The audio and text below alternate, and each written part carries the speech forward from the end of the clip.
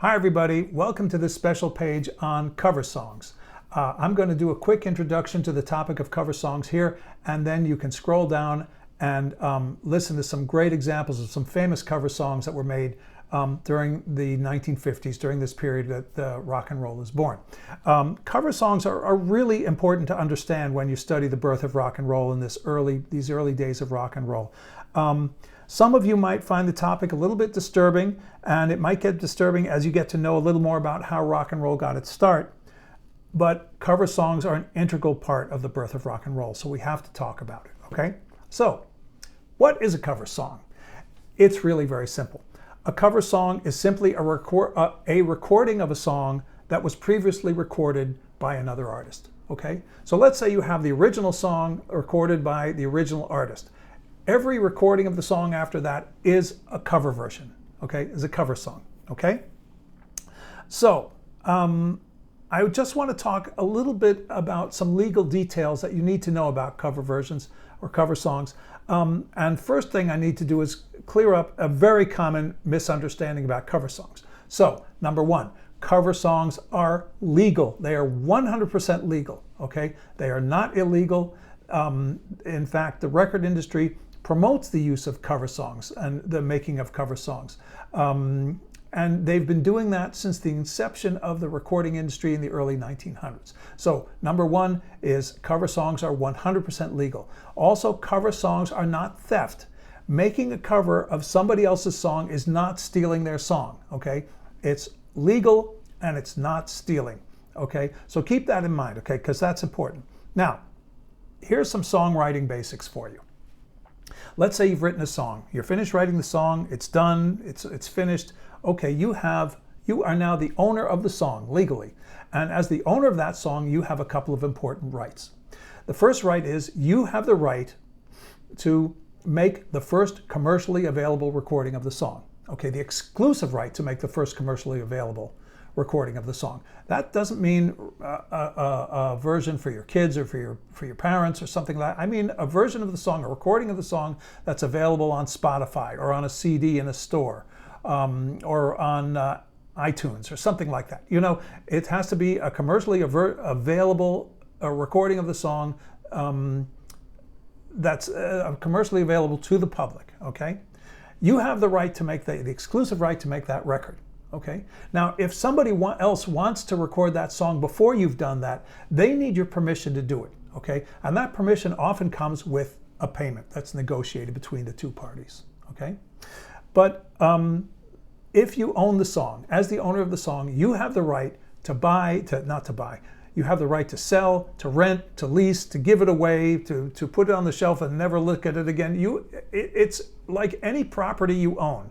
It's your property and you can do whatever you want with it, okay? And basically, if the song has value, you have the right to make money from it, okay? You also have the right to use its value for something else. So let's say you're a down and out songwriter and you don't have the money to pay the rent, so you say to the landlord, look, I have this song, it might be worth something down the road. Would you accept this as rent? The landlord says, sure, I'll take it as rent. You sign a document that gives him ownership of the song. So now he owns the song. He can license, he can sell it, he can buy, he can do whatever he wants with it, okay? And also, the subsequent recordings of the songs earn royalties, and they are not paid to you, the writer, they're paid to the owner of the song.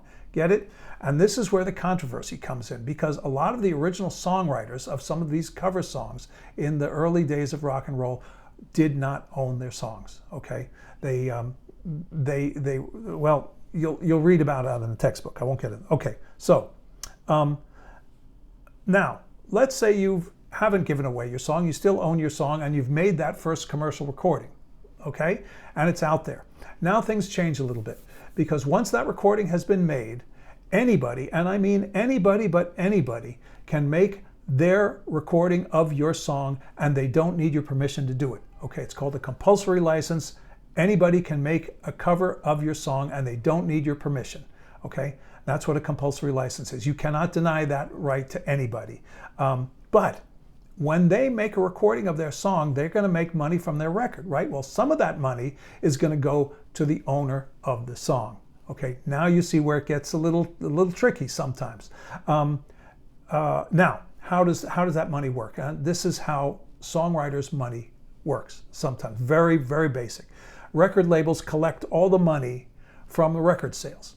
And a percentage of that money they give to an entity called the music publisher. The music publisher represents songwriters, okay? And the music publisher distributes the money, the different percentages of whoever owns what percentage of the song, they distribute the money to the songwriters, okay? And they carefully tabulate it, and the songwriters get their payment from the sale of the song on those records. So you can start to see why songwriters like cover versions, because the more records are out there with your song, the more royalties you're earning, okay? So now, that's really all you have to know about the legality here. But just keep in mind, again, cover songs are legal and they're not stealing, they're not theft, okay? Now, below you'll scroll down and you'll see some examples of cover songs. I've divided these cover songs into 3 categories, okay? The first type is called mimic covers. Mimic covers are exactly what they suggest. They sound almost identical to or as close to the original as possible, okay? That's what they do. They're meant to mimic the original, okay? That's a mimic cover version. The second category is rendition covers. Now, rendition covers are a cover version of the song. It's recognizable. You know the song, you recognize it from the melody, the chords, the words, the lyrics, whatever, but it just sounds different. And it sounds different because maybe the singer sounds different. He can't sing in the same style as the original artist. Or maybe they don't want to. They have their own style. They want to do it in their own style. Maybe the original artist had an R&B band and the covering artist has a jazz quartet behind them. So it's a rendition cover. It sounds different. It's the song. It just sounds different. And the third category is transformative covers. And that is like a rendition cover, except it goes a step further. In a transformative cover, you can recognize the same song. Maybe you recognize the lyrics, maybe you recognize a little of the melody or something, but the artist has turned it into something new and different. And that's a transformative cover. Okay, so those are the 3 versions of cover songs you're going to hear. This page will introduce you to a few of those well-known cover songs from the 1950s from each category. And after you're done listening, I'll be back for a quick wrap-up, okay? So enjoy the covers and I'll see you later.